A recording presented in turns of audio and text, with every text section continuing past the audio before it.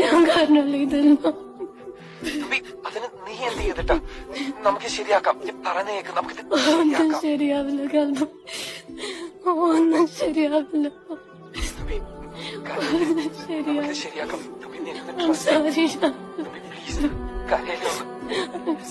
പറഞ്ഞേക്ക് പ്ലീസ്. ഡാഡിയോട് പറയണം. പറഞ്ഞേക്ക് പ്ലീസ്. ഇതെല്ലാം പറഞ്ഞേക്ക് പ്ലീസ്. Hello hello